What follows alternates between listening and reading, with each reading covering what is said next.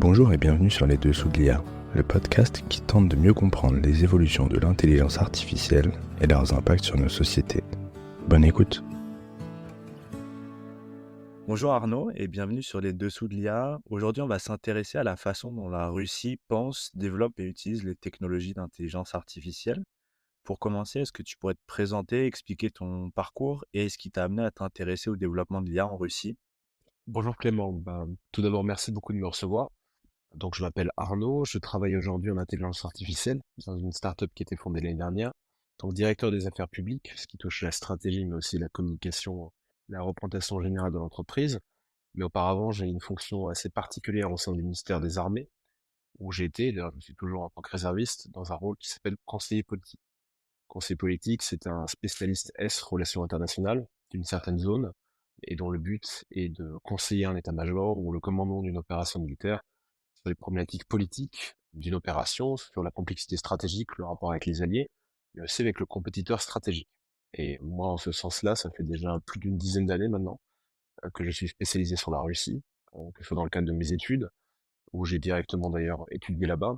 J'ai beaucoup donc développer mon intérêt pour la stratégie russe, les stratégies russes, qu'elles soient militaires, diplomatiques, elles s'imbriquent d'ailleurs beaucoup. Et à ce titre-là, depuis quelques années, je suis évidemment ce qui se passe dans le domaine de l'intelligence artificielle. Il y a des déclarations qui sont évidemment très connues, on pourra en parler, qui ont beaucoup fait le buzz en Occident et ailleurs sur les déclarations du président russe, mais au-delà de son application industrielle, économique, dans le champ militaire. Et voilà pourquoi tous ces domaines font que je m'intéresse assez particulièrement à l'IA en Russie. Je ne suis pas chercheur, mais on va dire très intéressé. C'était le fruit de mon travail aussi, de pouvoir en parler, d'expliquer cela à des militaires, dans un contexte un peu plus macroéconomique global que purement les visions militaires, même si évidemment, dans le cadre de mes fonctions actuelles, ça reste un intérêt particulier pour nous. Tu l'évoquais rapidement, mais en effet, en 2017, donc Vladimir Poutine disait dans un discours que celui qui dominerait l'IA dominerait le monde. Comment, de ton point de vue et comment toi à travers le regard que tu portes, comment la Russie envisage son développement de l'IA par rapport à d'autres acteurs comme les États-Unis ou la Chine? Et est-ce qu'il existe une vision spécifique de l'IA russe comme vecteur de puissance? Alors cette déclaration, effectivement, fait couler beaucoup d'encre, hein. Elle date d'ailleurs, finalement, elle est plutôt tardive, j'ai envie de dire, comparé à d'autres travaux d'autres puissances dont tu parles. La déclaration a lieu en fait à la rentrée scolaire 2017. Elle a été reprise plusieurs fois par un président russe, genre avec un effet de dès que le président russe parle, particulièrement en Occident, il y a beaucoup de réseaux qui le reprennent. Mais la stratégie d'IA russe est un peu plus tardive. Elle date de 2019, quasiment 2 ans plus tard. Donc il y a plusieurs stratégies russes et plusieurs plans, et on va dire qu'il y a 4 grandes stratégie nationale d'IA russe, celle qui est vraiment la roadmap, on va dire, date vraiment 2 ans plus tard, septembre 2019, et une version plus longue en octobre 2019. Si on compare à la France, par exemple, les premiers travaux stratégiques publiés par l'État français datent de la fin 2016, et les travaux, par exemple, de la commission Villani, qui datent de mars 2017. Les États-Unis ont des travaux publics bien plus anciens que ça, avec des articles scientifiques qui, évidemment, ont été aussi très repris par le gouvernement fédéral américain. Les Chinois, c'est toujours un peu plus particulier parce qu'on sait qu'il y a une stratégie, il y a des grands moyens qui sont derrière, mais c'est plus difficile de savoir en document public. Donc, est-ce qu'il y a une spécificité russe de l'effort en IA? Elle reprend déjà beaucoup de constats. Elle reprend beaucoup de constats d'autres puissances, que l'implication économique de l'IA va être décisive, que ce développement va s'accélérer. En fait, les deux grandes révolutions qui ont dans l'IA ces dernières années sont pas trop des révolutions conceptuelles, c'est-à-dire qu'aujourd'hui, ce qu'on sait sur les modèles les grands modèles de langage ou autres ont été théorisés pour la plupart dans les années 80, compris parfois leurs limites mathématiques. Ce qui a changé vraiment depuis les années 2010, c'est deux choses. C'est l'accès à la donnée. La donnée est devenue immensément riche. Aujourd'hui, on a un vrai problème de savoir ce qu'on fait de toutes ces données, hein. Une heure de vol aujourd'hui d'un avion de chasse, c'est plusieurs téraoctets à chaque fois de données analysées. Et si on parle du domaine public, on parle quand même d'une utilisation d'Internet dans les puissances développées gigantesques par la population. Si on regarde ne serait-ce que Meta doit avoir plus de 2 milliards de clients et peut-être potentiellement chaque jour des centaines de millions actifs. Donc il y a cette question d'accès à la donnée qui est devenue plutôt simplifiée, de production de données qui était énorme, et de l'autre côté, la puissance de calcul. C'est ça la vraie révolution industrielle dedans, où ce qu'on est capable aujourd'hui de calculer et de faire en termes de puissance des GPU, des unités centrales capables de faire des calculs, on est sur un facteur parfois 15, 20, voire beaucoup plus, sur des unités qui sont moins chères. Il y a une vraie explosion technologique dans le domaine, c'est clair, les microprocesseurs, les fameuses puces, les nanopuces et autres, qui permettent finalement à beaucoup plus de pays et d'acteurs de travailler sur des modèles d'IA, de faire de la recherche, voire d'avoir de l'IA embarquée parce que les processeurs sont plus petits, le hardware se réduit. Donc c'était ça, cette véritable révolution industrielle que nous sommes en train de vivre. Et la Russie en a pris conscience. Donc la spécificité, je dirais qu'elle se pose comme beaucoup de choses d'ailleurs dans le positionnement de la Russie, c'est un positionnement par rapport à d'autres. Je peux pas l'idée de dire nous voulons faire ça, c'est les autres font ça et on va essayer d'être différent. Il y a un domaine d'ailleurs qui est assez, j'allais dire rigolo, c'est peut-être pas le terme, mais c'est le positionnement par rapport à l'éthique.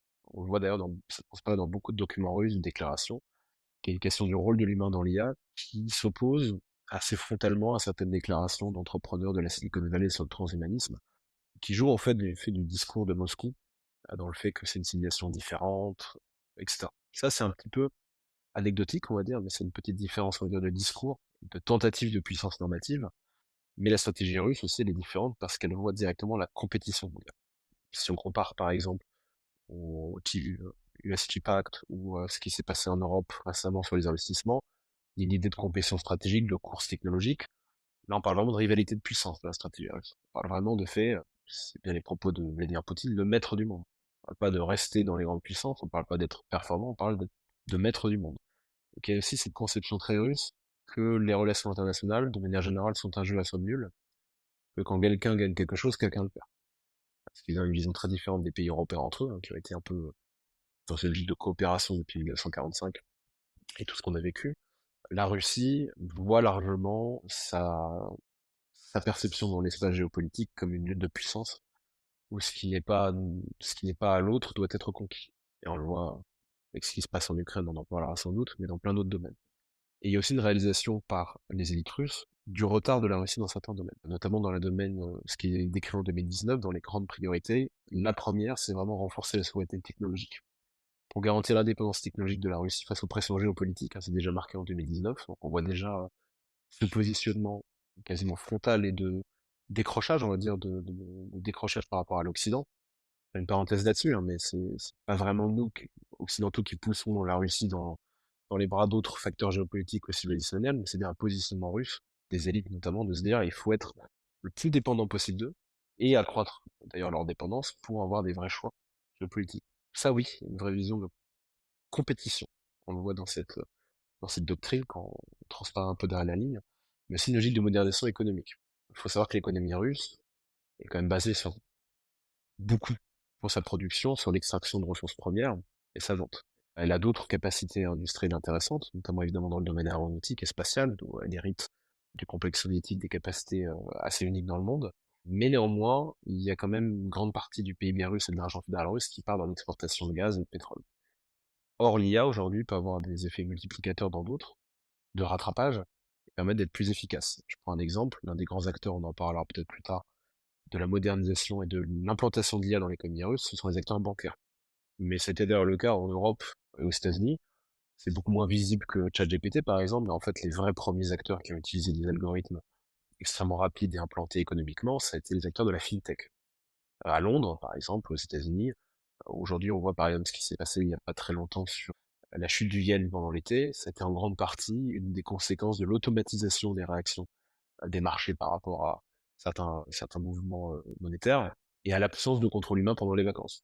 Voilà. Ça, on l'oublie, mais l'économie russe, en grande partie, qui s'est beaucoup, on va dire, concentrée sur Moscou, sur son pôle bancaire, sur son pôle financier, avec des grands champions du domaine comme Sberbank, a été absolument moteur là-dedans. Donc il y a une question de modernisation économique et aussi de dire de multiplier certains effets. Faut pas oublier que la Russie est un très grand pays, avec des problèmes d'infrastructure gigantesques. Mais ça, c'est un problème très clair, hein. Pas directement question de ça dans la doctrine, mais encore une fois, on peut le voir. C'est la meilleure utilisation des moyens. Il y a une déperdition, par exemple, sur le système énergétique russe qui est gigantesque, hein.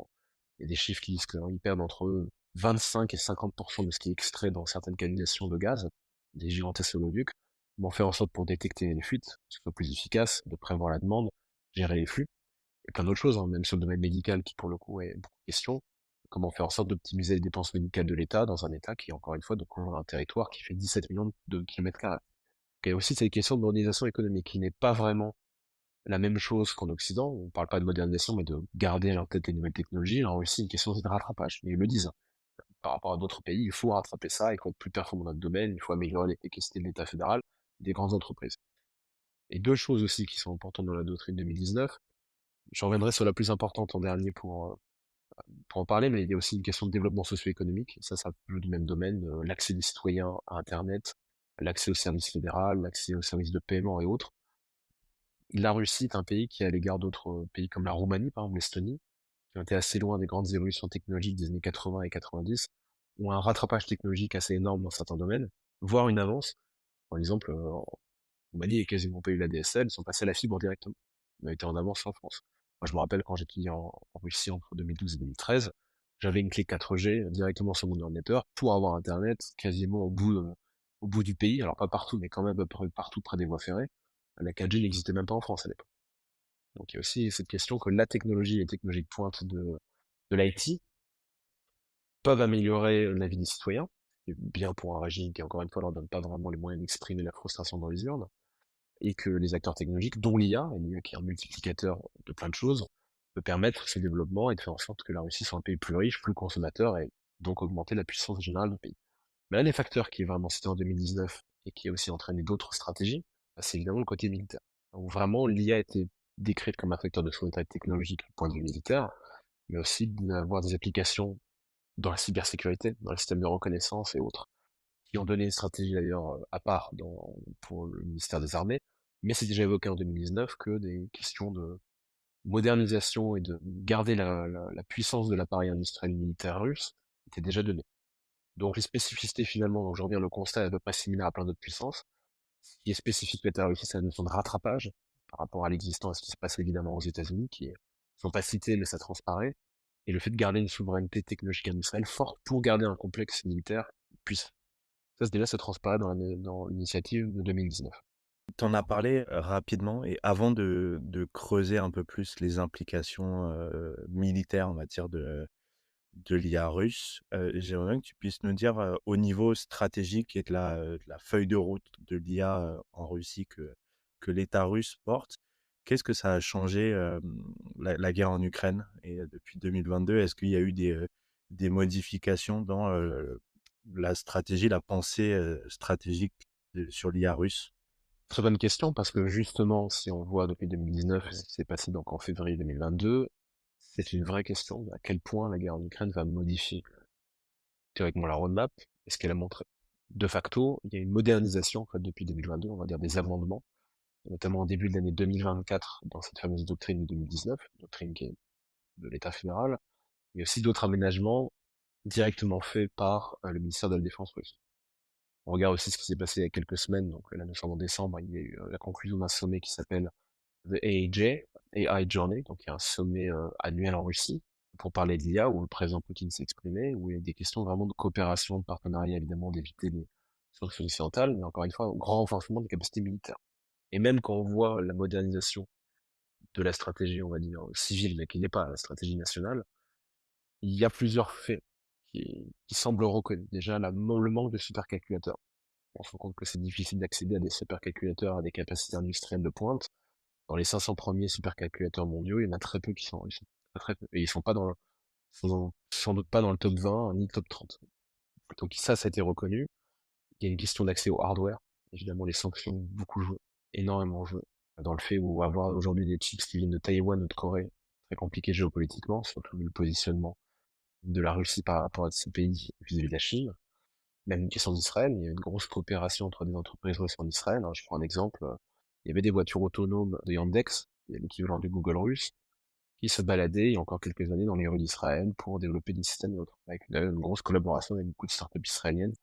Il y a une grande partie d'ailleurs de proximité culturelle avec la diaspora russe là-bas. Ça, c'est beaucoup plus compliqué depuis le 7 octobre. Pas vraiment février 22 qui a changé ça, mais 7 octobre 2023.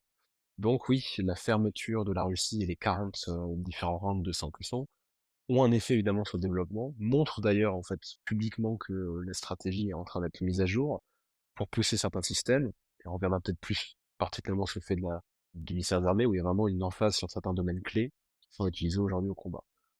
En revanche, il faut aussi être capable de voir des lignes, et c'est beaucoup plus difficile de savoir ce qui se passe globalement, mais l'emphase du gouvernement fédéral sur la dépense militaire ne veut pas forcément dire que tout est axé sur l'IA. Par exemple, si aujourd'hui, la doctrine russe, on en parlera peut-être plus tard, est largement axée sur l'idée d'une robotisation de l'infanterie, du champ de bataille, de la mise à l'écart de l'homme, aujourd'hui on voit qu'il y a un manque de main-d'œuvre assez criant dans l'industrie, mais aussi sur le champ de bataille.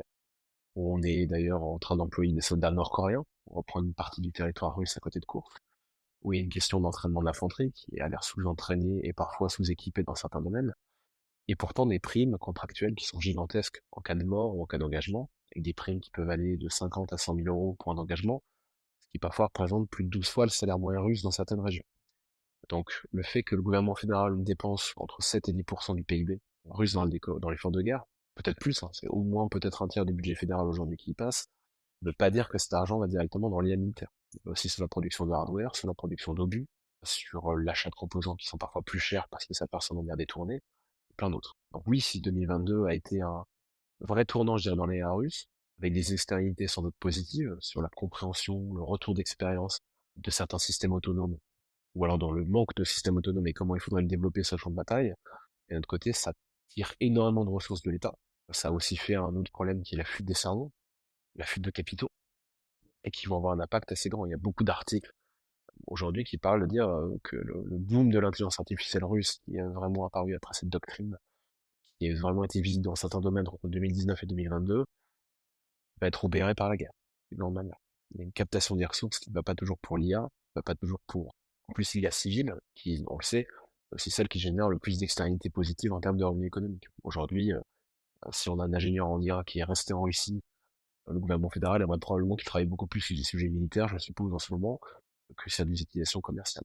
Donc il y a une vraie question de savoir quels sont les impacts à long terme de cette guerre sur, un, les ressources humaines de la Russie, deux, ses capacités d'investissement dans les domaines clés, et trois, son accès, ou sa capacité à produire du hardware qui reste quand même assez essentiel en termes d'indépendance et de souveraineté technologique. J'aimerais bien qu'on s'arrête un instant sur la question de militaire et donc de la façon dont la Russie et les armées russes utilisent l'IA. Et est-ce que tu peux peut-être donner un ou deux exemples pour qu'on se rende bien compte de la façon dont c'est fait et par rapport à d'autres puissances, je pense aux États-Unis, à la Chine, aussi à l'Ukraine, d'une certaine façon, est-ce qu'il y a une avance, est-ce qu'il y a un retard ou est-ce que c'est équivalent finalement? Alors, difficile, encore une fois, beaucoup plus facile pour un historien dans 30 ou 40 ans d'en parler, je pense. Et encore, il y a certains systèmes, typiquement, comment aujourd'hui juger de la pertinence et de l'efficacité des systèmes de drones chinois développés par l'armée populaire de libération face aux États-Unis. Difficile de le savoir, qu'il n'y a pas de confrontation ouverte, Dieu nous en préserve. Donc on peut voir ce qui se passe sur le champ de bataille, en tirer certaines observations. La comparaison est parfois difficile. Mais sur ces sujets, la Russie, déjà, il faut savoir que c'est pas du tout nouveau, la réflexion des systèmes autonomes. Dans la réflexion, pour ceux qui ont vu d'anciens films, notamment Dr. Strangelove ou Dr. Folamour en français, c'est l'histoire d'une machine soviétique, The Doomsday Machine, qui réagit automatiquement à une frappe nucléaire et qui clenche la fin du monde, parce elle a été séparée du raisonnement humain. Il faut savoir qu'en fait, le système existe plus ou moins. Il est plus ancien que le film et les idées, mais encore une fois, les idées théoriques précèdent souvent l'application. Mais par exemple, il y a quelque chose qui est présupposé actif dans le système de dissuasion russe, le système à périmètre. Un périmètre qui est une sorte de détection automatique si l'élite dirigeante et Moscou était rayé de la carte, à quel point certains systèmes nucléaires pourraient s'enclencher ou décider de s'enclencher de matière autonome. Je peux pas parler de Skynet ou quoi que ce soit, mais voilà, c'est des réflexions stratégiques qui existent déjà au plus haut niveau et au niveau le plus sensible de l'État depuis longtemps. Maintenant, l'application sur un champ de bataille, c'est pas nouveau.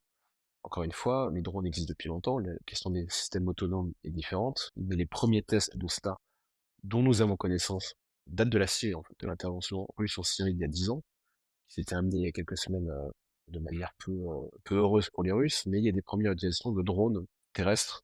De mémoire, c'était l'Oran 9, une sorte de drone terrestre chenillé, où il y a une question de contrôle à distance, mais avec certains degrés d'autonomie. Visiblement, ça n'a pas été très efficace pour pas le problème déjà d'IA embarqué qui à l'époque était absolument plus une question de publicité qu'autre chose, scène de télécommunication ou autre.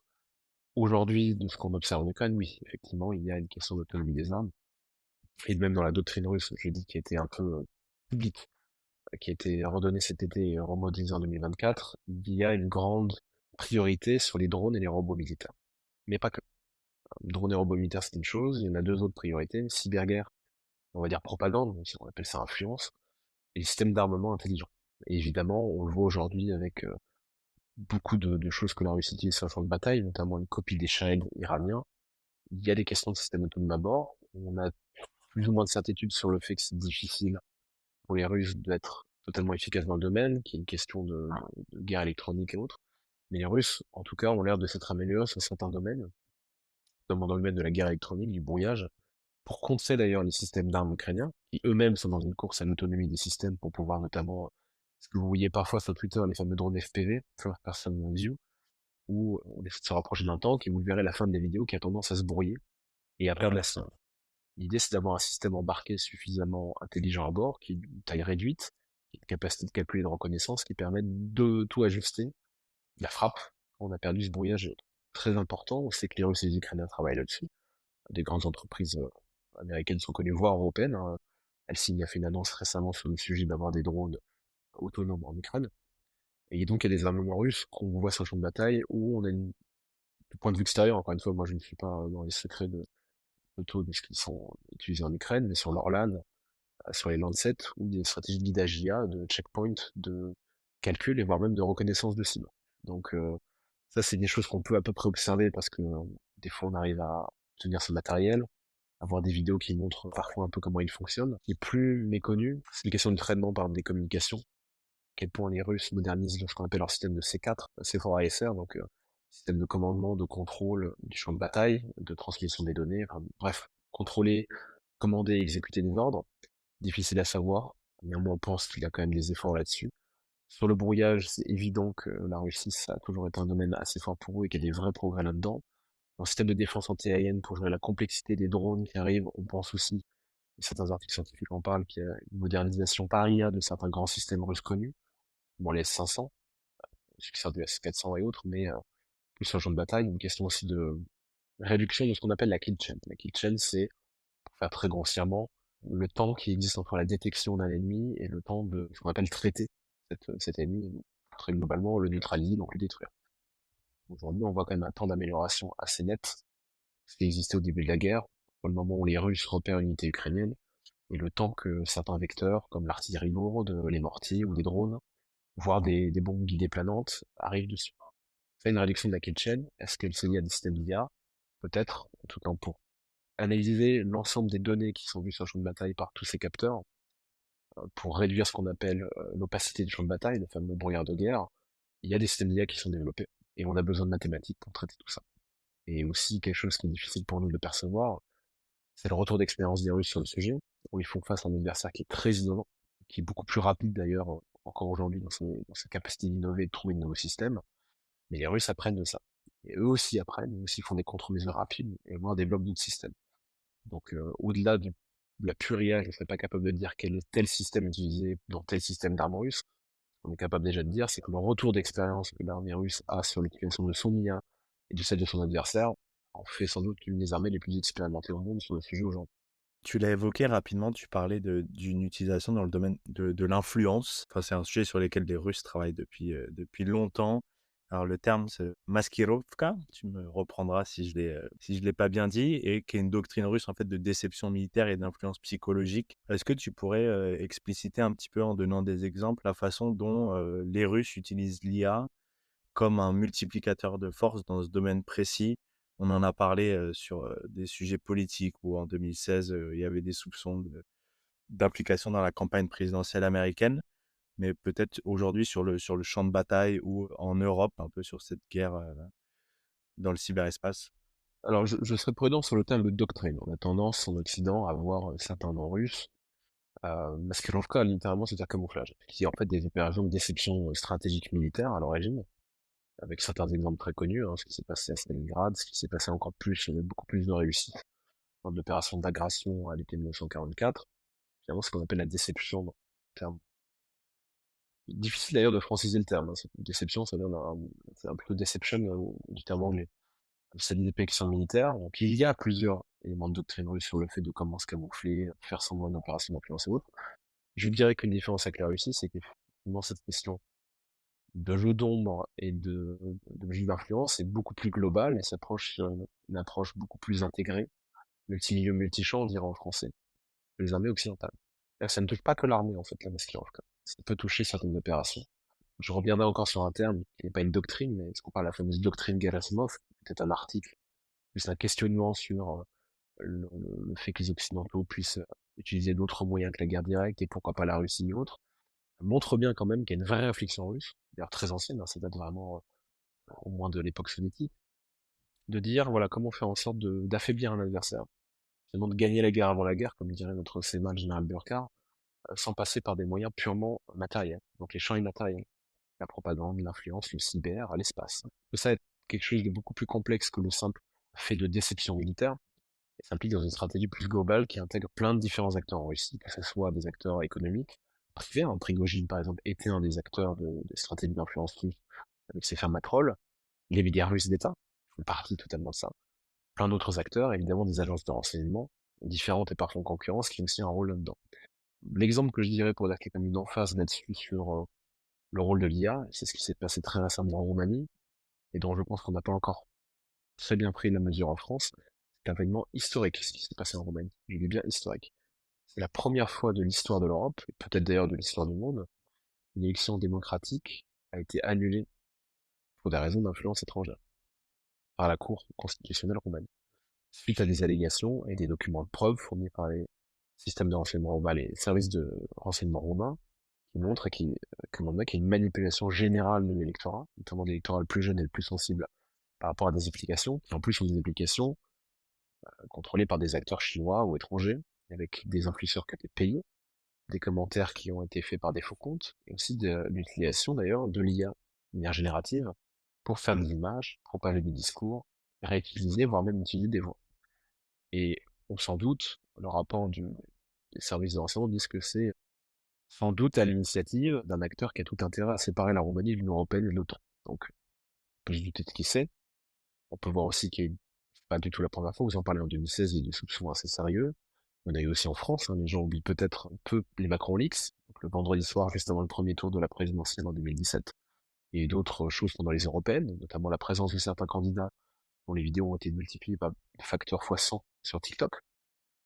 Donc il y a des choses qui sont du moins soupçonneuses, et effectivement le rôle de l'IA là-dedans va être très important, mais pas que dans la capacité offensive. On se rend compte aussi que l'IA, dans l'analyse des données, toutes ces données, a aussi un rôle défensif assez utile, et je pense d'ailleurs les services de renseignement roumains, peut-être d'ailleurs aidés par certains alliés, étaient capables de déceler assez finement, grâce à l'analyse de millions et de millions de données, d'où venaient les sources, quels étaient leurs points communs, quels étaient les moyens de relais, les différents moyens de faire exploser un message à tel moment, à telle date, à telle donnée.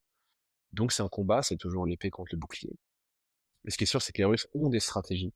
Enfin, c'est une doctrine, mais ils ont des stratégies d'influence, soit par le biais de relais nationaux. D'ailleurs, en France, vous l'aurez noté, cette semaine, le Quai d'Orsay a montré, éprouvé qu'au moins plusieurs influenceurs français avaient été rémunérés au début de l'année 2022 pour propager des discours liés à la peur du nucléaire, sur la promotion des missiles Satan et dire que ça faisait peur à la jeune public. Donc, est-ce qu'il y a une doctrine purement où je pourrais me recommander à la page 100? En tout cas, moi, j'en ai pas connaissance, et la 200, elle devrait être secrète. Ce qui est sûr, c'est que oui, la Russie est dans un rôle qu'on décrit souvent de puissance de nuisance. Elle a du mal à être une puissance normative, en termes légaux, éthiques, économiques. Moi, elle peut largement faire mal avec son contre-discours et avec l'utilisation de ces données. D'ailleurs, n'oublions pas que c'est un régime qui, par essence même, est paranoïaque. C'est un régime autocratique dont la seule légitimité est de garder le pouvoir, mais pas de renouvellement des élites, ce n'est pas le fait qu'on puisse exprimer une frustration par les urnes. Sa légitimité est assurée par d'autres biais, le nationalisme, la compensation sociale, le développement économique. Donc elle vit en permanence sur la peur qu'un jour le pilion peut être retourné et se faire remplacer. Donc il y a aussi une vision russe de, pour éviter que ça arrive chez nous, faisons-le ailleurs, fragilisons les démocraties qui sont beaucoup plus perméables, où il y a des contraintes légales qui sont finalement beaucoup plus souples, hein. Je rappelle que théoriquement, tous les sites occidentaux et les médias occidentaux sont interdits en Russie. Il y a des VPN, bien sûr, mais c'est interdit, alors que eux, pendant très longtemps, ont un accès avec des chaînes officielles chez nous, difficilement refusées et autres. Donc c'est vrai que le côté offensif russe dans les manières d'influence, dans le cyber, mais dans l'espace aussi, hein, qui est un domaine immatériel, on va dire, sont très agressifs, parce qu'il y a une vision aussi du régime russe. Il faut occuper le terrain chez eux, et les fragiliser chez eux. Et surtout parce que l'affrontement direct entre l'Alliance Atlantique et la Fédération de Russie n'est pas envisageable pour plein de raisons, notamment nucléaires. Tu as abordé rapidement la question des acteurs. Tu parlais de Yandex, par exemple. Est-ce que tu pourrais décrire un petit peu qui sont les acteurs publics et privés de la chaîne de valeur de l'IA russe et aussi, sur, finalement quel segment la Russie est souveraine et sur lesquels elle l'est pas et elle est dépendante de certains acteurs, extérieurs comme la Chine ou d'autres? Une vraie question sur la Chine. Déjà, pour parler de la structure de l'économie russe, c'est une économie qui est très particulière. On peut penser qu'elle a adopté un certain libéralisme économique dans les années 90 et 2000. De facto, quand on regarde aujourd'hui, la Russie, j'ai envie de dire, c'est très souvent l'apparence du droit, l'apparence de l'éthique. Si on lit la constitution russe, ça pourrait passer pour un pays démocratique. Mais en fait, il y a plein d'exceptions à la ligne et de petites lignes de caractère et de pratiques du pouvoir qui font que ça n'est pas. L'économie, c'est pareil. L'économie, il y a des grands acteurs économiques qu'on pourrait penser privés, mais en fait avec une forte participation de l'État fédéral. Et quand on regarde finement qui était à la tête de quoi, on se rend compte qu'il y a une énorme captation de l'économie russe par une partie de l'élite, où il y a un certain clientélisme, et même, je vais aller plus loin, une prédation sur certains domaines, et de récompense, de positionnement très important de certaines personnes à certains postes clés. D'ailleurs, pour l'anecdote, Forbes, un journal d'analyse économique assez réputé, considère que Vladimir Poutine est le dirigeant mondial le plus riche au monde, avec une fortune estimée à plusieurs centaines de milliards de dollars. Le dernier reportage d'Alexei Navalny, qui lui a valu finalement sa condamnation et sa mort dans un camp de prisonniers, c'était d'ailleurs pour montrer la villa que Poutine s'était fait construire au bord de la mer Noire pour une valeur de plus au moins de 2,2 milliards de dollars. Donc l'économie russe, quand on l'analyse, il y a ce qui est déclaré dans les chiffres et autres, il faut pas oublier qu'il y a une question de captation de l'appareil productif par d'autres. Et même si je vais la mettre dans la définition, là je vais faire très simpliste et plein de gens beaucoup plus experts que moi, des criminologues, pour dire que je vais pas assez loin, mais la répartition de la Russie en termes claniques se sépare souvent entre ce qu'on appelle les siloviki, les hommes de force qui viennent des agences de renseignement, du système militaire, des différentes agences de renseignement, qui sont parfois en compétition très ouverte envers eux. L'assassin de Prigogine l'a bien montré. Et les civiliki, qui sont des technocrates experts de leur domaine, très souvent formés à l'Ouest, mais au moins qui ont une vraie connaissance du capitalisme d'État et qui sont plus efficaces et qui vont produire la richesse qui elle-même va être captée, utilisée dans l'appareil fédéral, voire certains clans. Et c'est assez particulier quand on observe donc les grands acteurs de l'IA. Aujourd'hui, il y a vraiment des acteurs qui se démarquent, comme Sberbank, donc qui est une banque russe, c'est la plus grande banque de Russie, qui est l'ancien, on va dire, banque d'État soviétique, qui a fait plein de choses et qui est très actif. Très très actif dans le domaine de l'IA, celle qui a créé un équivalent, on va dire, avec toutes les restrictions techniques qu'on peut dire, mais de ChatGPT, qui s'appelle Giga, je crois, GigaChat, en Russie en 2023. Très actif dans ce domaine. Il y a Yandex, j'ai dit un moteur de recherche particulier. Et si on regarde les autres acteurs comme l'équivalent d'Amazon et autres, quand on regarde qui est au pouvoir, il y a vraiment des rivalités assez fortes. Donc dire qu'il y a une séparation entre le secteur privé et public en Russie, ce serait vraiment peut-être aller trop loin. Effectivement, qu'il y a des initiatives privées qui sont liées à des intérêts commerciaux, des intérêts technologiques, ce qui répond qu'à permettre à faire que ces personnes utilisent l'application et qu'elles soient faciles pour transférer des fonds et des capitaux. In fine, il y a une vraie prise en main et décision du pouvoir, après la mise au pas des oligarques au début des années 2000, de dire vous faites ce que l'État fédéral vous demande. Donc l'État fédéral est absolument important, c'est lui qui drive une grande partie, c'est lui qui est aussi responsable de la stratégie d'IA russe. Et un autre acteur, par exemple, dont on peut parler, c'est Rosneft, qui est en fait un conglomérat d'une quinzaine d'entreprises très technologiques en Russie. En fait, quand on regarde qui est à la tête du conglomérat, surtout les entreprises qui la constituent, on se rend compte que c'est globalement à la main du complexe militaire israélo-russe. C'est plus des 2 tiers des entreprises qui sont directement liées à l'effort militaire russe, que ce soit dans le domaine des munitions, de l'aéronautique, du spatial, de plein de choses. Donc ces acteurs-là sont assez importants. Il y a des grandes entreprises qui drivent le tout. Donc, ces gigantesques méga-structures qui valent plusieurs dizaines de milliards, voire plus, de dollars.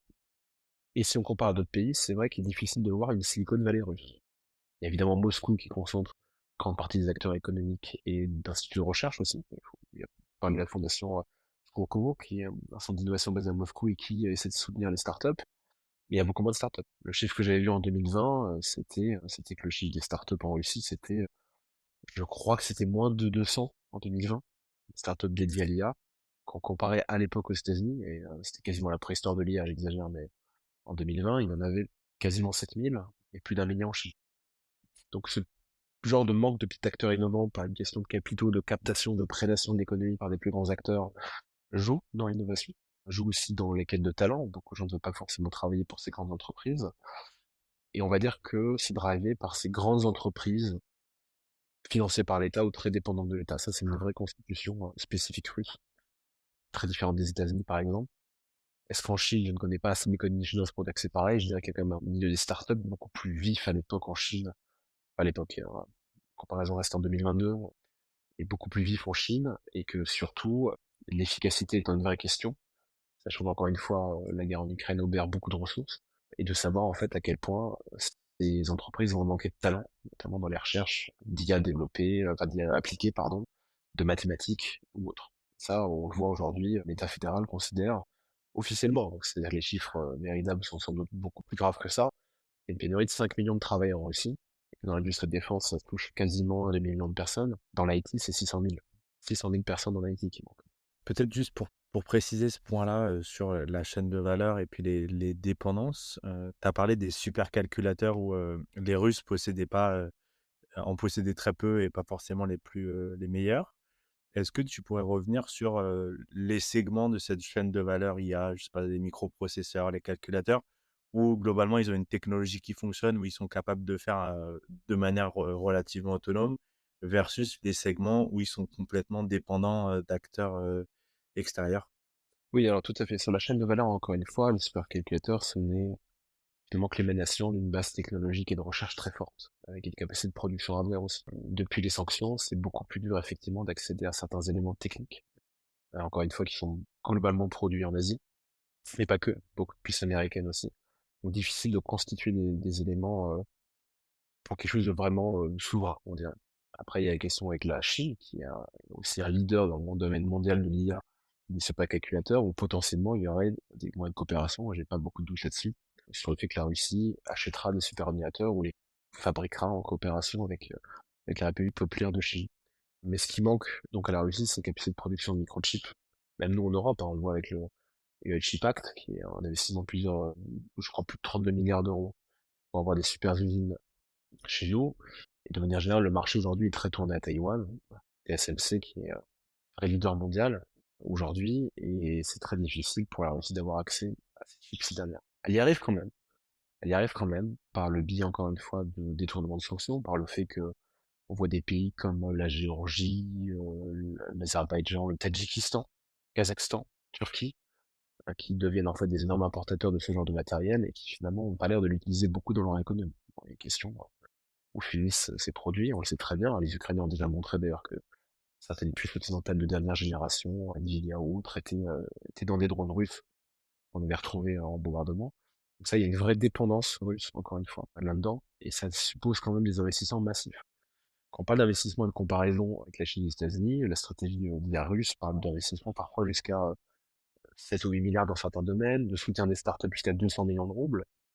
Et finalement, ça reste ridicule. 200 millions de roubles aujourd'hui, c'est moins de 20 millions de dollars pour des startups. Quand on regarde aujourd'hui ce qui est levé aux États-Unis, le marché des venture capitals, donc les fonds d'investissement là-dedans, rien à voir avec ce qui est aux États-Unis. Déjà en Europe et aux États-Unis, la comparaison est déjà très significative. Alors ici, pas du tout. Encore une fois, parce que très peu d'acteurs privés financiers indépendants, beaucoup de prédation et de captation des ressources. Et sur le domaine de la production particulière, il y a peu d'usines, voire pas d'usines que nous connaissons en Russie, qui fabriquent pour l'instant ce genre de processeurs. Il y a aussi une question par rapport à la Chine. Est-ce que la Chine est elle-même très investie dans le domaine par rapport à la vraie guerre froide économique depuis 2020 et les sanctions de contre Trump, qui développe ses propres systèmes? Est-ce qu'elle est prête à les donner aux Russes? Mais t'as vu qu'il y a certains accords ou une discussion sérieuse sur le fait que les Chinois accèdent à certaines technologies nucléaires, militaires russes très sensibles, peut-être dans le domaine des réacteurs, des sous-marins, de la balistique, que les Russes puissent échapper aux sanctions et développer leur secteur dans le domaine. Mais aujourd'hui, la chaîne de valeur de l'IA russe n'est pas complète, ça c'est évident. Elle manque d'un sous-investissement chronique dans certains domaines. Et cette dépendance risque de s'accroître, je pense, encore une fois, avec cette question de la priorité qui est donnée sur la guerre en Ukraine et son financement. On voit aujourd'hui les réserves d'argent de l'État fédéral sont quand même beaucoup plus basses qu'elles n'étaient en 2020 et qu'à un moment, le cash va manquer. Tu en as parlé du fait que bah, la Russie faisait face à quand même des sanctions très importantes depuis le début de la guerre en Ukraine et que ça a affecté son accès aux technologies qui sont nécessaires dans les développements de l'IA. Est-ce que cet accès aux technologies, il a impacté d'une manière visible la stratégie d'IA du pays? Pas forcément la façon dont il contourne les sanctions au quotidien, mais directement la stratégie et dont on pense les développements de l'IA aujourd'hui et demain au niveau de l'État russe et sur les solutions alternatives. Tu en as parlé de peut-être faire de l'échange avec la Chine. Il y a des choses qui se passent avec la Corée du Nord où il y a des échanges plus ou moins officiels. On peut imaginer qu'ils aient accès à des usines qui sont très présentes en Corée du Nord. Enfin, voilà. Comment ça impacte cette vision un peu plus macro Sur le domaine des échanges avec la Corée du Nord, je vais être très clair, je pense que la Russie n'a pas grand-chose à retirer technologiquement de la Corée du Nord. Elle a retiré des obus et des hommes, ce qui est déjà deux choses qui lui manquent beaucoup en Ukraine. C'est plutôt la Corée qui risque de développer beaucoup son programme nucléaire et balistique. C'est plutôt dans cet échange-là avec la Corée qui sont pas du tout euh, au niveau technologique qu'on pourrait imaginer avec la Chine, bien évidemment.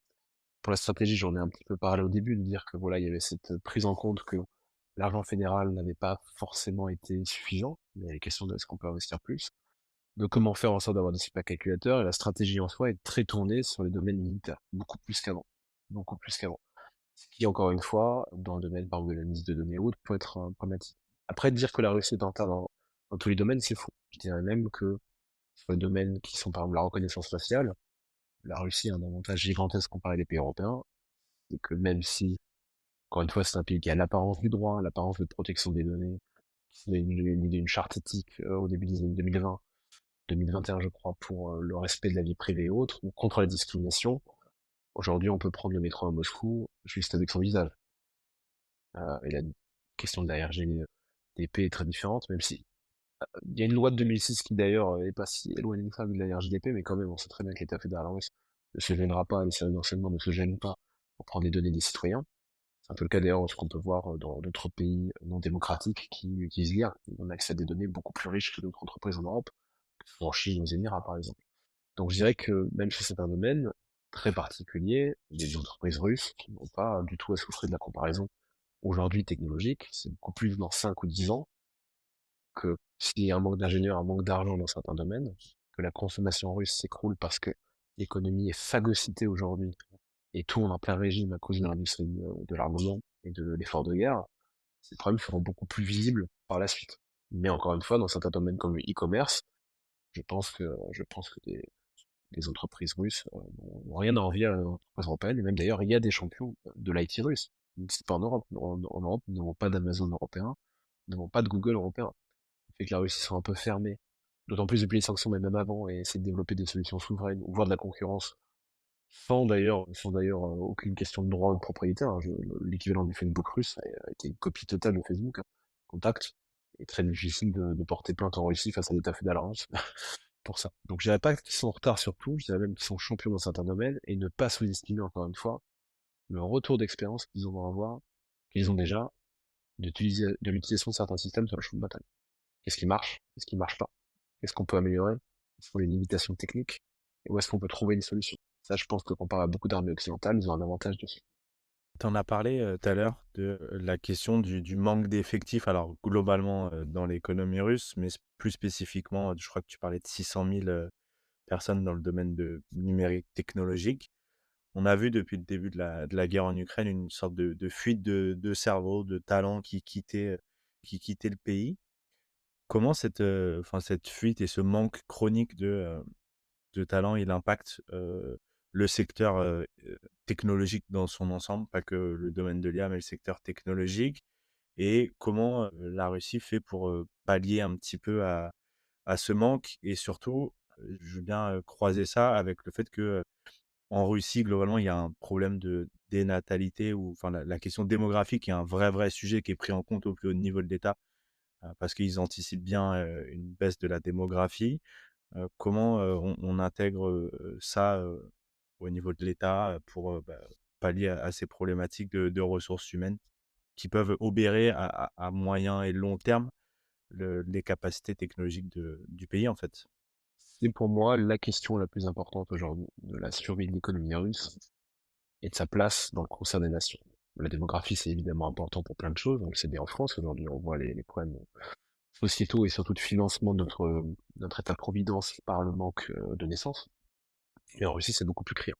Des classes d'âge qui ont été totalement vaporisées par l'écroulement de l'Union soviétique, même chose en Ukraine d'ailleurs, la pyramide des âges est très déséquilibrée, Et au-delà de la fuite des cerveaux, faut pas oublier non plus que les gens qui meurent en Ukraine, et on parle peut-être au moins de plusieurs centaines de milliers de personnes, pour le côté russe, sont aussi des jeunes. Pas que, mais quand même. Et la fuite des cerveaux, on estime quand même que c'est minimum 800 000 personnes. 800 000 qui ont eu les moyens de prendre un avion, les moyens de demander un visa, qui sont parmi les plus éduqués, et aussi ceux qui rapportaient le plus d'argent. Attention toutefois, ça ne veut pas dire que ces 800 000 personnes dehors travaillent toutes dans le domaine de l'IA ou de l'IT, mais néanmoins une part non négligeable, et ça ne veut pas dire qu'ils travaillent pas non plus pour la Russie. Il y avait un ouvrage excellent de Nicolas Kennan d'ailleurs sur cette génération russe qui était plutôt apolitique, comme ils se disent, qui n'aime pas trop finalement l'état dans lequel vient la Russie, qui adore travailler sans visa en Thaïlande ou à Bali, puis changer parce que ils peuvent aller en Turquie et autres sans trop de difficultés techniques, mais qui travaillent pour des agences de propagande ou des entreprises d'État russes à distance. Donc voilà, il faut un peu nuancer ça. Néanmoins, le problème démographique est absolument criant. Pour vous donner un chiffre, je crois qu'en 2022, 2021 du coup, c'est statistique de 2022, la Russie a perdu plus d'un million d'habitants. Plus d'un million d'habitants. Parce qu'il y a un vrai problème des retraites en Russie, hein. L'âge de la retraite pour les hommes est au-delà de l'espérance de vie. Ça, c'est quelque chose d'assez malheureusement tragique. Et puis, problème de naissance. Et encore une fois, cette guerre qui n'améliore pas les choses. Donc oui, ça c'est un vrai problème structurel. Toutes les politiques natalistes en Russie ont plus ou moins été des échecs. On peut pas essayer de retourner les choses. On n'a pas que la démographie ou de la désincitation financière. C'est la confiance des gens dans l'avenir. Ça, qui aujourd'hui en Europe, je pense, nous fait défaut. Il y a aussi les conditions sociétales d'élever un enfant, de pouvoir lui donner un avenir serein, de pouvoir payer son éducation et autres. Et tous ces domaines qui ont été plus ou moins sous-investis, sous-traités par les élites russes au cours des 20 dernières années, parce que d'autres priorités, la puissance géopolitique, la course aux armements, la présence à l'international, le fait d'avoir des grands systèmes d'importation, des grands éleoducs, pas forcément aider les hôpitaux, les crèches ou d'autres régions. Il y a une vraie différence entre les territoires isolés en Russie et Moscou. Moscou qui génère au moins 60 à 70% du PIB russe, et le reste de la Russie, qui est très pauvre, il faut le dire, en termes de revenus par habitant, et où les conditions économiques sont difficiles. Aujourd'hui, c'est beaucoup plus rentable pour une famille ou quelqu'un qui veut aider sa famille de s'engager dans l'armée russe et d'aller mourir en Ukraine, et de faire sa carrière dans une région isolée. Ce qu'on appelle l'économie de la mort. Il y a des très bons sociologues, hein, je tournerai vers travaux d'Anna Kolen-Lebedev notamment, qui parlent de ça. Il y a une vraie économie de la mort en Russie, ce qui n'est pas en plus pour faciliter les problèmes démographiques actuels. Donc ça, c'est une vraie question. La question par exemple, se pose aussi en Chine, mais la Chine forme plus d'un million et demi, voire plus d'ingénieurs par an, et elle a une rétention des talents. Elle est capable de dire aujourd'hui, certains talents ne vont plus dans les universités américaines, et je les empêche de partir. En Russie, plus compliqué. Ça reste un pays qui a l'apparence du droit, qui, pour certaines raisons sociales, laisse parfois passer la cocotte minute. On le voit d'ailleurs dans la déclaration de Vladimir Poutine, une déclaration très très forte à la fin 2022 pour dire que ceux qui étaient partis de Russie, bon débarras, on n'avait pas envie d'eux, c'était pas utile. Et en fait, certains discours, notamment son intervention il y a pas très longtemps à la télé russe, disaient bon, voilà, on a un pays accueillant, vous voyez que ça marche bien chez nous, vous voyez que l'économie survit, qu'il n'y a pas de souci, qu'on est un pays accueillant et qu'on est capable de créer les conditions. Donc oui, c'est un sujet primordial. Est-ce que je suis capable de vous dire aujourd'hui, je suis pas démographe, je suis pas non plus économiste, de vous dire quelles vont être les conséquences à très long terme. Elles vont être grandes. J'ai du mal à croire que la Russie va rattraper ce problème démographique sous peu, comme nous d'ailleurs, mais les conséquences de la guerre et comment elle sera résolue, quoi qu'il arrive, ce sera présenté comme une victoire, mais tout le monde saura que c'est pas vraiment une si grande victoire que ça. Vont vraiment impacter les capacités russes. Même si, n'oublions pas que la Russie forme des ingénieurs de très grande qualité, a une tradition en mathématiques, en physique excellente, que beaucoup de gens russes gagnent encore aujourd'hui des concours spécifiques à l'IA d'ailleurs, qui se donnent aujourd'hui des compétitions.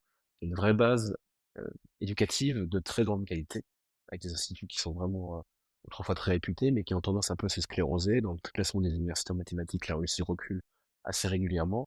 Et en gros, tout ce qui est date du système soviétique et qui était très efficace, a fortement souffert bien sûr de la chute de l'Union soviétique, mais aussi des choix politiques récents. Et la guerre en Ukraine en étant le plus grand représentant. J'avais envie de te poser une question un petit peu prospective sur le développement de l'IA en Russie, au regard un petit peu de tes connaissances et de ce que tu observes aujourd'hui. Comment toi t'envisages les développements de l'IA en Russie dans les 5-10 prochaines années?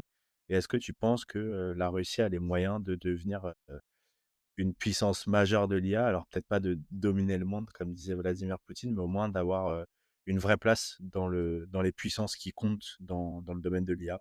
Je pense qu'elle fera partie des puissances qui comptent dans le domaine de l'IA, notamment de par sa paranoïa et sa priorité stratégique sur les questions militaires.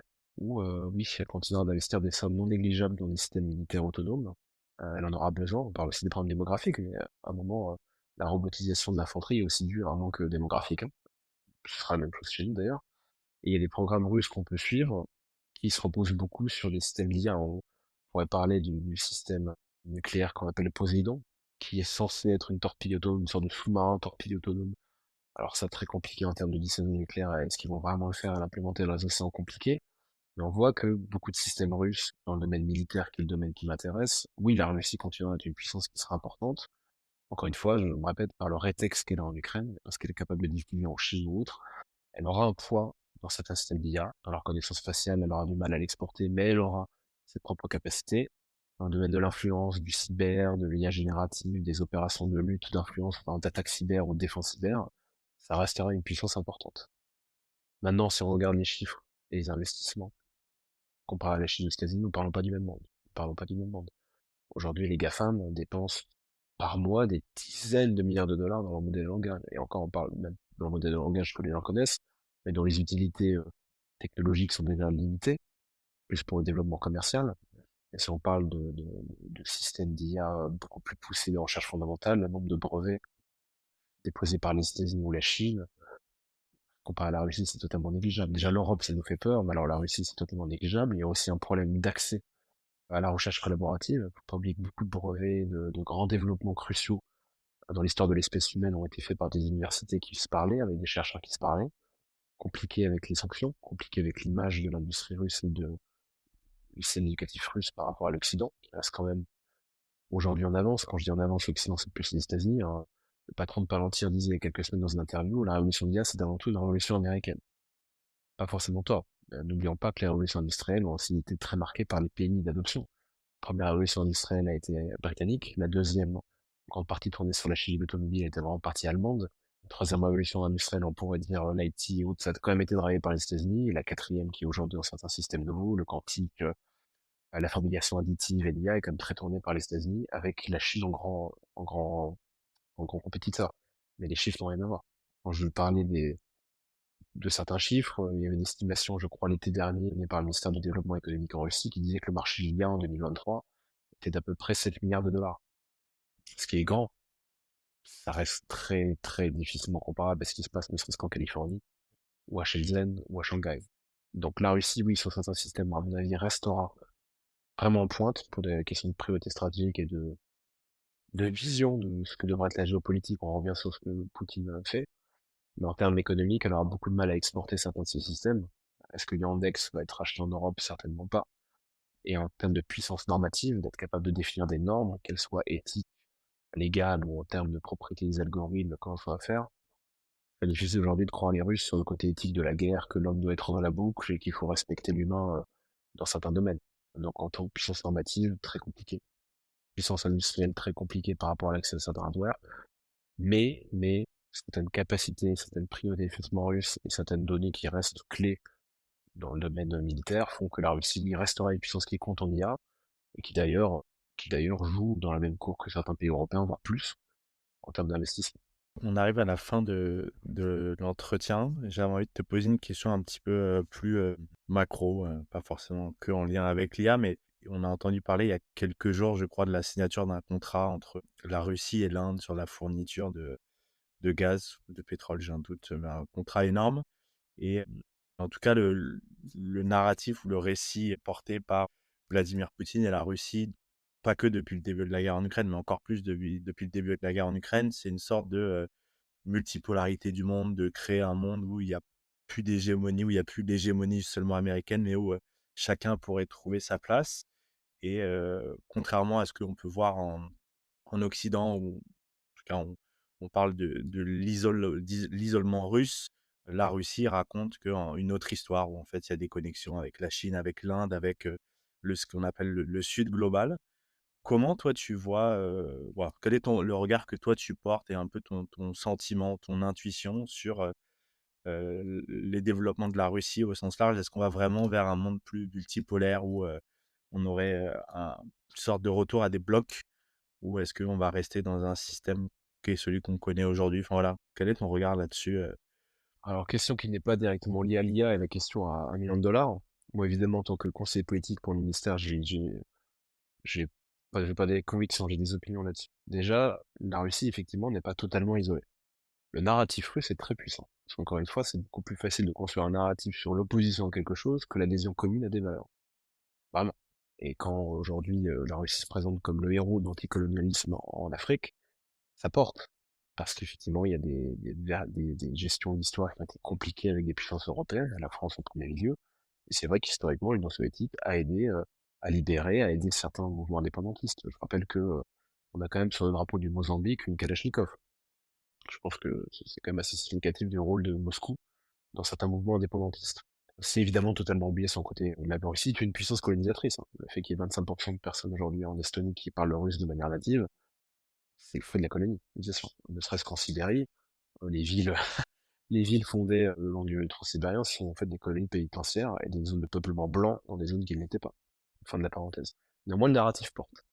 Et d'autres pays ont aussi intérêt à ce que l'Occident perde un peu le poids hégémonique qu'il a eu depuis, on va dire, grandes découvertes et les grandes navigations au 15e, 16e siècle, et que l'Occident retrouve un poids plus limité. Ne serait-ce que démographiquement, l'Occident est moins important qu'il ne l'était, hein. L'Europe était beaucoup plus peuplée que l'Afrique il y a 100 ans.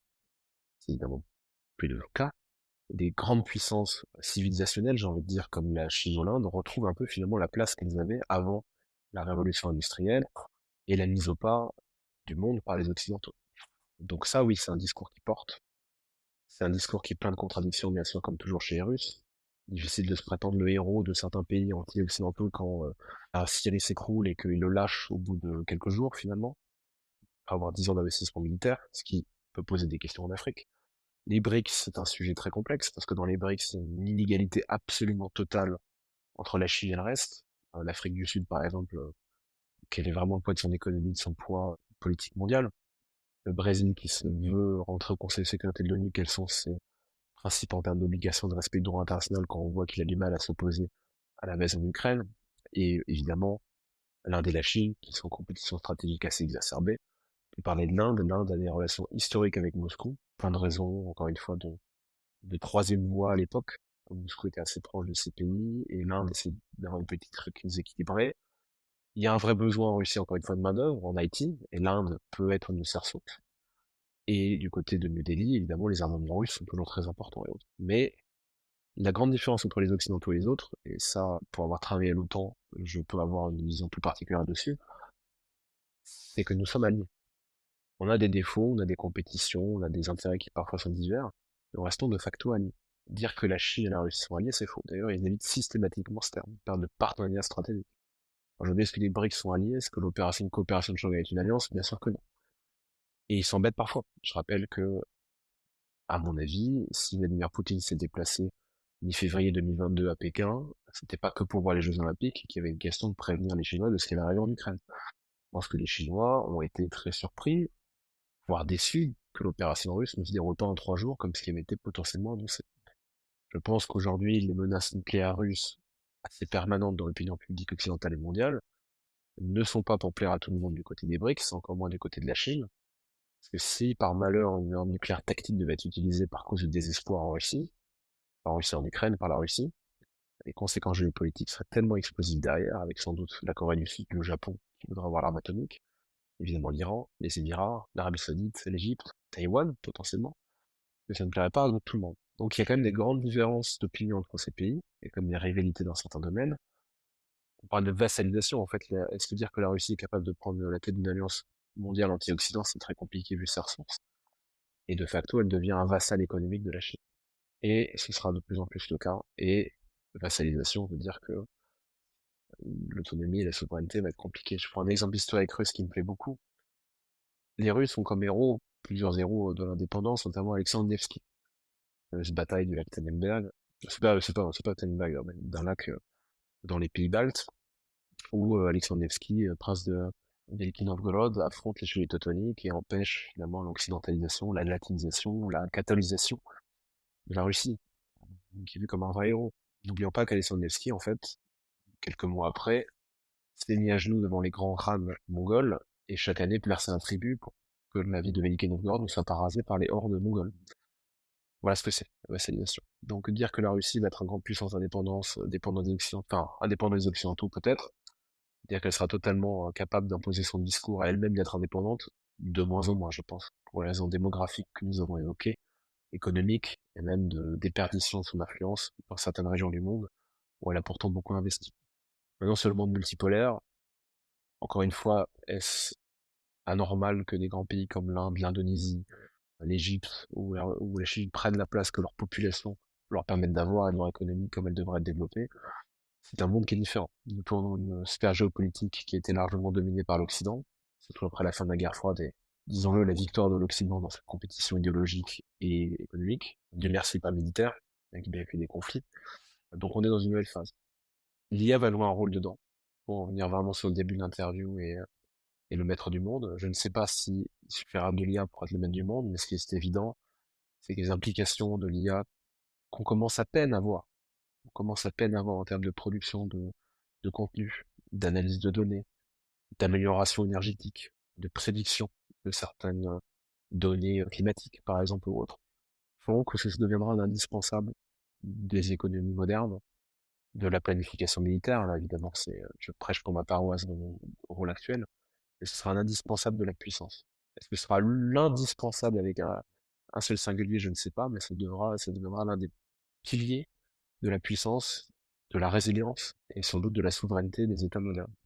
Et ça créera d'autres questions sociétales, de place de l'économie, que va devenir la classe moyenne par rapport à une perte d'emploi, que va devenir à la population mondiale face à la surpopulation et le fait que les données et les productions économiques que cela peut gérer n'est pas partagé. Des vrais sujets sociétaux largement au-dessus de l'IA purement technologique. C'est là où Vladimir Poutine pour le coup a raison, c'est que l'IA va être très importante, ça c'est évident. Merci beaucoup Arnaud d'avoir répondu à mes questions. Puis j'espère à bientôt alors. À bientôt Clément et merci encore de m'avoir reçu. L'épisode est maintenant terminé. J'espère qu'il vous a plu. N'hésitez pas à le partager autour de vous et à vous abonner au podcast pour écouter les prochains épisodes. À bientôt.